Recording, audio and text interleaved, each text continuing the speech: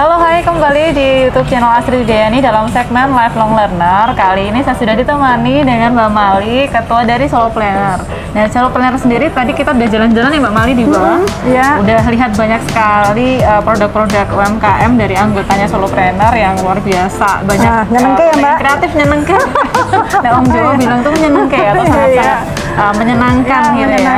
Jadi dari kreativitas barang-barang yang sudah tidak dipakai, kemudian dikembangkan lagi menjadi produk baru gitu. Saya ini tertarik untuk tanya lebih lanjut ke Mbak Mali nih ya, selaku ketua gitu.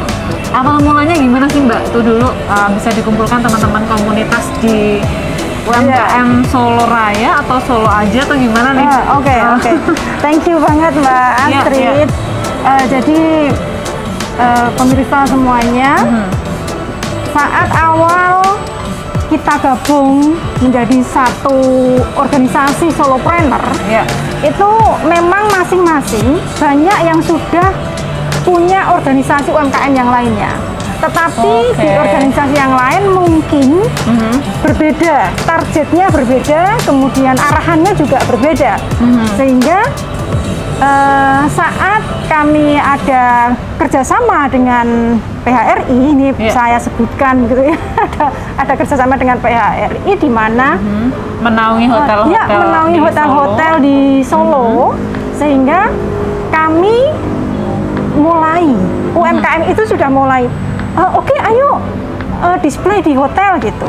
Tapi saya harus punya komitmen, mereka masing-masing harus ada satu kelebihan, karena menampilkan produk di hotel tidak hanya UMKM yang adanya, tapi juga harus lebih profesional dan penataannya, kemasannya, sehingga saya bentuklah Solopreneur dengan awalnya itu hanya 25 anggota, gitu. Nah, sampai sekarang menjadi 55 anggota. Sudah 55 dan ini mulai Januari loh. Jadi saya juga kaget, saya pikir udah 1 tahun, ternyata belum sampai 1 tahun. Belum ada setengah tahun malah ya. Belum ada setengah tahun Solopreneur itu.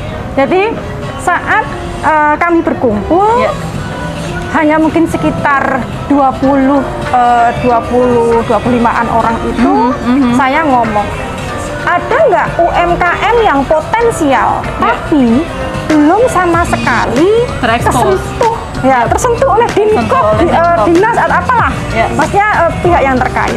Ternyata ada, masih ada ya. Nah, ada, dan barangnya bagus ya. Barangnya bagus, sehingga kita ambil mereka, tapi dengan ini ya, dengan berbagai ada sesuatu, maksudnya kayak pembekalan, baik mulai dari pelayanan ke para pengunjung hotel, sesuai dengan tagline kami Mbak, nyawiji sesarengan bangun mukti. Nyawiji sesarengan bangun mukti, kalau yang bisa bahasa Jawa artinya karena mungkin ada yang baik, nyawiji sesarengan itu menjadi satu secara bersama-sama gitu. Bangun mukti, membangun suatu kemuliaan. Kemuliaan itu baik secara finansial, baik secara kekeluargaan, baik secara hubungan yang bersinergi, begitu. Sehingga jadi bisa dikatakan ya, dengan berbagai keberagaman kita tetap punya satu tujuan yang sama gitu. Betul, karena begini, ada UMKM yang bergabung itu sudah punya beberapa karyawan. Ada yang tadi benar-benar belum tersentuh oleh dinas, sehingga ini hanya seorang ibu-ibu begitu yang dia membuat rajut, mungkin hasilnya bagus, tapi bingung untuk bagaimana menjualnya, dan ternyata setelah dilihat bagus. Iya, tadi saya juga kaget, bagus buat tas, buat macam-macam itu jadi suatu nilai yang lebih gitu untuk dijual gitu kan. Jadi dari situlah sehingga ayo yang berbeda-beda ini disatukan, saling mengajari, saling berbagi ini.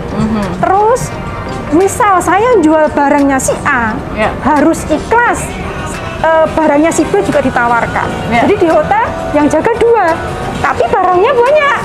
mungkin sekitar ya 50 barang tadi gitu. Sehingga itu unsur kebersamaan tidak boleh menang egonya sendiri-sendiri ya. Betul. Jadi itu awalnya solopreneur berdiri gitu, begitu Mbak. Jadi banyak sebenarnya gabungan dari komunitas atau organisasi UMKM yang sebenarnya sudah ada dulu ya. Iya, ada yang seperti itu. Ada yang mungkin juga baru bergabung dan akhirnya tereksplor juga. Oh, ternyata ada potensi-potensi produk-produk lokal di UMKM tertentu ya. Yang akhirnya gabung di solopreneur. Betul, karena jujur Mbak Astrid, mereka mendapat pelatihan dimanapun, baik itu di satu organisasi yang mengadakan suatu pelatihan ataupun dari dinas. Saat masuk pelatihan, ya maybe 90% lah dia menyerap ilmunya, semangatnya. Tetapi setelah keluar dari pelatihan, konsistensinya akan turun sehingga sudah terus, wah aku nggak jualan, nggak bisa jualan tadi. Jadi intinya pendampingan dan real bahwa ini organisasi yang targetnya adalah omset dalam arti di hotel kemudian promo baik di YouTube, di radio juga. Betul, itu juga, dan juga banyak hal yang mungkin bisa dikembangkan di kemudian hari lagi ya. Betul sekali. Kesempatan apapun dengan platform apapun. Karena saya tertarik sebelum melanjutkan. Tadi sempat disebutkan Mbak Mali ada pelatihan ya. Ini menarik banget karena biasanya komunitas itu hanya kumpulan dari beberapa pengusaha atau pelaku usaha gitu ya. Tapi di sini komunitas UMKM-nya solopreneur ada pelatihan dan pendampingan. Boleh di-share Mbak? Mungkin biar jadi insight atau inspirasi dari komunitas lain yang mungkin bisa mengembangkan komunitasnya di luar sana Mbak. Baik. Jadi syarat masuk di solopreneur adalah produsen. Jika dia bukan UMKM produsen, maka mohon maaf sekali belum diperbolehkan masuk. Sehingga UMKM yang produsen ini otomatis dia punya suatu keahlian. Nah, keahlian di sinilah yang kadang kita itu kembali saya ngomong bahwa menjadi satu untuk menjalin satu kebersamaan, kesejahteraan, baik untuk penerima maupun untuk anggota solopreneur sendiri gitu. Karena ilmu kalau nggak diterapin ya hilang loh Mbak. Mereka kayak nggak bukan kayak nggak ada inilah dapat pahala juga ya tuh. Kalau saya ini bisa simpulkan sebagai edupreneur Mbak ya. Saya juga edupreneur Mbak, tapi di bidang edukasi. Jadi saya sebutnya diri saya edupreneur. Kalau di edupreneur itu memang teman-teman lifelong learner pasti juga memahami ya kalau kita belajar itu sebenarnya ada dua. Yang satu adalah knowledge, jadi secara ilmu pengetahuannya gitu ya, cara-caranya, kemudian bagaimana bahan bakunya, pengolahannya dan seterusnya sampai dengan pengemasannya. Baru yang kedua itu namanya skill atau keterampilannya. Nah di solopreneur itu sebenarnya dua-duanya itu harus dipelajari. Cuma yang tidak disadari Mbak, mungkin skill ini tuh harus konsisten. Nggak bisa seperti kayak knowledge yang kayak kita baca buku udah selesai. Betul. Dan ketika kita ngomongin craft ya, kerajinan, ini sudah masuk ke skill banget loh, nggak cuma knowledge loh.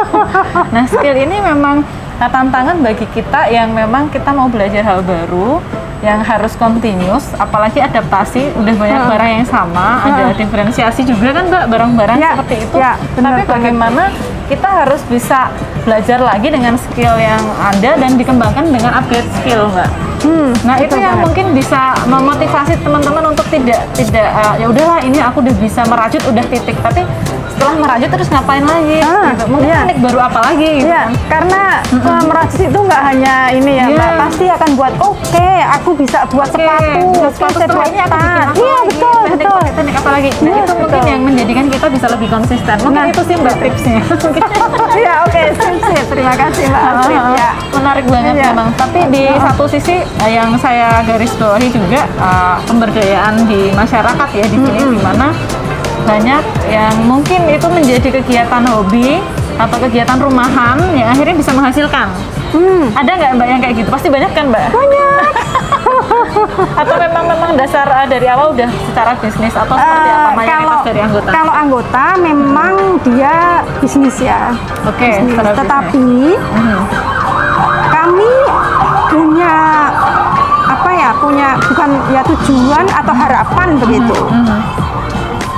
Bukan hanya kami yang pintar, bukan hanya anggota solopreneur yang bisa, tetapi para ibu-ibu yang sedang mungkin daripada nonton sinetron bisa sambil ngerajut gitu kan, terus memotivasi yang lain juga itu gitu, ya karena gini Mbak, kalau mungkin mereka orientasinya hanya hobi, dijual maksudnya masuk ke solopreneur itu akan kesusahan. Ordernya luar biasa Mbak. Jadi yang tidak kami sadari bahwa berawal dari display di hotel, ternyata strap masker ada orderan sampai dengan sampai dengan ratusan pieces. Intinya terekspos ya Mbak. Betul. Jadi tamu bisa dikenal. Wayang yang orang Lampung nggak paham datang, dan ini bener-bener real, bener-bener maksudnya datang. Oh iya, ntar kalau saya mau beli lagi gimana? Udah ada kontaknya. Jadi termasuk ini loh teman-teman yang saya pakai, ini produknya Mbak Mali. Iya, dicantumkan akunnya di bawah ini ya Mbak ya. Iya, oke. Bisa minta benar. Sering juga kita bikin acara, bahkan kemarin saya bikin festival, kenapa nggak kita bikin seragam untuk yang solo banget kayak gini gitu kan? Iya. Tahu udah pesan Mbak Mali aja deh gitu. Terima kasih. Jadi saya buat jadi tahu gitu ya. Saya buat itu karena kebanyakan kan pada bingung. Batik seragam semua gitu kan, serasa kayak apa biasa lah ya. Ya udah biasa. Terus perlu kos yang mahal, yang lebih tinggi gitu. Tapi kalau buat shawl gitu kan diseragamkan dengan nuansa semua putih, pakai shawl bisa gitu kan. Akhirnya seperti ini itu salah satu alternatif ya teman-teman atau ibu-ibu yang nonton. Jadi nggak usah terlalu banyak budget untuk seragam, tapi khusus ini di subscribe lainnya untuk konsumsi misalnya. Iya betul. Jadi memang harus untuk selanjutnya mungkin ini Mbak, harapan dari Mbak Mali sendiri selaku ketua atau inisiator dari solopreneur.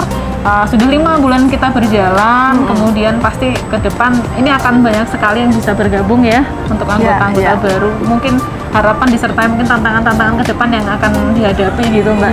Gimana nih Mbak Mali? Oke, baik Mbak Astrid. Jadi anggota dari solopreneur selain dari produsen, mereka harus punya komitmen bahwa saat nanti ada order tidak bisa menolak. Artinya begini, rajut ada 5 orang. Saat nanti dapat order kelima ini harus berjalan bersama. Jalan bersama. Itu yang namanya nyali di sesarengan, bersama-sama untuk menyelesaikan order itu. Dapat order banyak bareng, dapat order sedikit siapa dulu yang mau menyelesaikan. Jadi nggak ada yang nama iren-iren atau apa. Persamaan tuh harus selalu dijaga. Nah betul. Jadi nggak bisa saya nolak. Waduh, ordernya saya nggak mau gini, padahal harga udah cocok. Nanti kita oper ke anggota yang bisa. Nah itu, jadi solopreneur nggak bisa nolak order di situ. Kemudian hal lain, komitmen yang lain itu harus mau berkembang. Mau belajar. Sesuai channel ini Mbak, kita segmennya lifelong learner. Jadi pembelajar sepanjang hayat, tidak berhenti untuk belajar. Betul sekali. Nah, jadi banget ya ini ya. Banget. Jadi saat masuk jadi anggota, mau nggak berkembang? Omsetmu sekarang berapa? Yang saat masuk omsetnya hanya mungkin 500.000 sebulan. Targetmu saat jadi anggota solopreneur harus naik. Kalau secara omset nggak bisa naik, berarti harus ada hal lain yang bisa naik. Contoh, keahlianmu saat masuk di sini ngelihat, oh barang yang lain kok bagus-bagus, saya belum bisa. Keahlianmu yang harus naik. Jadi seperti tadi, ya sepanjang masa belajar terus, gitu Mbak Astrid. Itu saat pembelajar target saat dia mau maju gitu. Kemudian hal lain, saya kebetulan sudah kerjasama dengan 2 radio besar di Solo. Nah, ini dia harus belajar untuk ya kayak public speaking ya atau apa ya namanya, bisa ngomong. Nanti bisa saya support sama kelas-kelas saya Mbak nanti Mbak. Siap. Jadi mereka bisa praktek untuk public speaking ya. Iya betul. Otomatis meningkatkan kemampuan untuk berkomunikasi. Betul sekali. Karena kadang pekewuh kalau orang Jawa bilang. Saat mau menawarkan barang atau mungkin mau menyapa, selamat pagi Bapak atau apa, aduh salam nggak ya, itu masuk skill yang saya bahas tadi juga Mbak, termasuk jadi skill baru yang memang harus dikuasai UMKM era kekinian gitu ya. Jadi tidak cuma komunikasi, public speaking, tapi juga kemampuan digital Mbak harusnya. Itu kalau ya kemampuan digital memang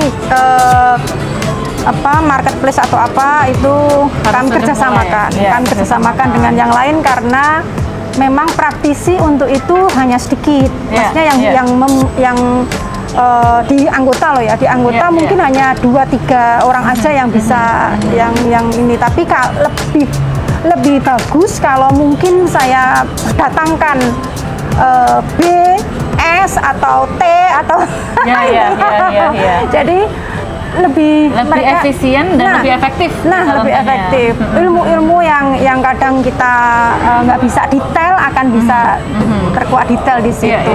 Gitu. Ya, wah luar biasa. Saya setelah mendengarkan banyak penjelasan dari Mbak Mali selaku ketua dari Solopreneur ini sangat optimis Mbak. Banyak ya yang bisa ini ya. Betul-betul optimis bahwa ini sebuah wadah yang baik untuk teman-teman pelaku UMKM. Sangat optimis juga bahwa ternyata tidak ada kata menyerah apapun kondisinya, termasuk kemarin adanya pandemi. Jadi kita belajar dari Solopreneur ya teman-teman bahwa kondisi sesulit apapun kalau kita bergandengan tangan bersama, ya kan? Kalau kita bersama-sama untuk sebuah kemajuan dan tujuan yang baik, saya kira itu bisa tercapai. Terima kasih insight-nya, terima kasih juga inspirasinya Mbak Mali dan teman-teman dari Solopreneur. Dan mudah-mudahan yang nonton juga sudah mulai tergerak. Jadi kalau udah punya produk lokal, kalau di daerah Solo bisa langsung join sebagai anggota Solopreneur. Atau yang belum, bisa dikembangkan dengan kreativitas yang lainnya. Saya kira nggak ada alasan lagi untuk kita mencari alasan tidak bisa, karena ini adalah lifelong learner. Terima kasih atas perhatiannya. Jangan lupa subscribe, like, dan komen ya. Tunggu di tayangan lifelong learner selanjutnya. Terima kasih Mbak Mali. Terima kasih. Matur nuwun Mbak. Sami-sami, matur nuwun.